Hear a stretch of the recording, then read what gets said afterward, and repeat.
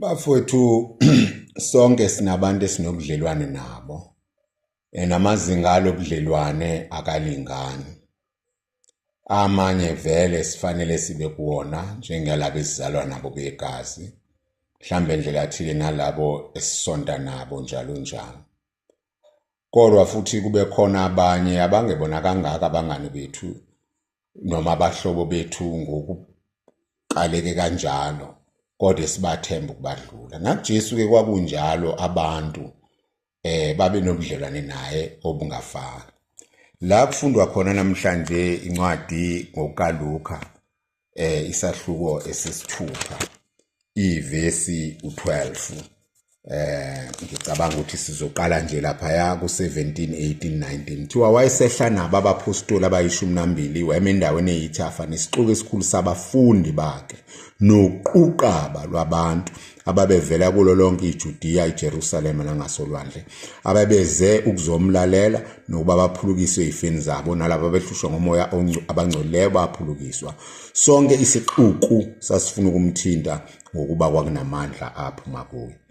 So uyabona ke difference la kubalandeli bakaJesu. Khona laba asiqale ekuqaleni kona ixuku nje esifuna ukuzomlalela nokuphiliswa. Mhlambe khona ngaphambi kwalabo uquqaba nje abantu abayizele nje. Mhlambe sisho la kuzomlalela, oh let's check him out. Then khona bazofuna ukuphiliswa, they want something out of him.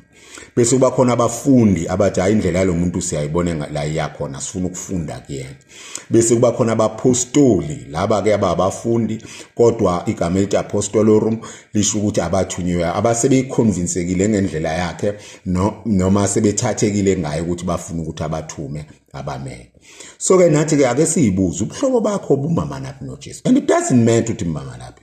Kodwa you should know ukuthi mama naphi. Uma ubuhlobo bakho ukuthi nje ufuna ukuzozwa. It's okay. Mhlambe khona abanye ba before hayi vele kwathi uJesu khona ngazalwa whatever. So nami ngikhona ngiyayiyela esonto. It's not a problem. But no ukuthi kuleyo level. Ukuze mase kuthiwa ukhethelwa mhlawumbe ukuthi ube umholi uthi cha angikabi ku level mina yakhola ngoba ngabi convinced. Ngalento. Bese kuba khona laba bazofuna izinto ezithile. Njengoba ngisho nakakubi. Kodwa zazi ukuthi wena usewumuntu osazofuna izinto, usaselevelini yobukhangezini. So awukwazi ukukherisha imission ngoba uzothi uma ungasayithola izinto bese uyayishiya imission. Bese kuba khona abafundi laba abathini bona sifuna ukufunda ngalendlela kaJesu. We are interested. Labantu abafunda iBhayibheli bayathandaza, bahamba ama workshop, bahamba imvuselelo, bahamba ama Bible study, nasemafonini abo bangena, bafuna ukufunda indlela kaJesu. Bese kuba khona laba ekuthiwa abapostoli abathi hayi this right. Now the interesting thing. Kuthiwa kulaba abayi12 kwakunoJudas Iscariot owamkhaphelayo. Ngisho ayesekuleyo level enkulu kangako. Wayestile ngam-understand uJesu. Yakhumbula eBethania ngathi egezwe inyawo esulwa ngamafutha ile ntombazane ekuthiwa uMaria. Wathi awu imali engaka ngabe iyasetshenziswa ukudayisela abafowethu sithiwa vele wayithathele isikhwama. Kwakudayisa kwakhe uJesu kahle hle hayi ngoba kwayifuna imali yamala kuyona imali enkulu kangaka. Into ayifuna yena ama theologians asho njalo ukuthi he was pushing uJesu ukuthi amen athi usitshena ngenkululeko ezayo kanti ucanga inkululeko asezweni push ukuthi halweke manje ukuze sithole lenkululeko. So khona abanye bethu siphambili sabafundisi ababishop so cardinal abanye bazibabe ophapha kodwa bangaka understand indaba kaJesu aba understand ngamandla asemhlabeni aphela la. Khona abaphatha abashikisekela kanjalo amandla njengoJudas Iscariot.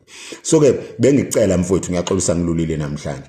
Bengicela kodwa ukuthi ake ucheck ukuthi ukuphi level nobuhlobo noJesu. And as you approach him in prayer say inkosi kulapha la ngikhona. Cela ungibusise uma ufuna ungikhulisa le stepini esilandelayo ngikhulise. Mangise right kule step engikusona noma kule ndawo engikuyona uzoba right. Kodwa konke makwenziwe intando yakho. Anibusise uNkulunkulu usomandla uyise benendodana nomoya ocwebileyo. Amen.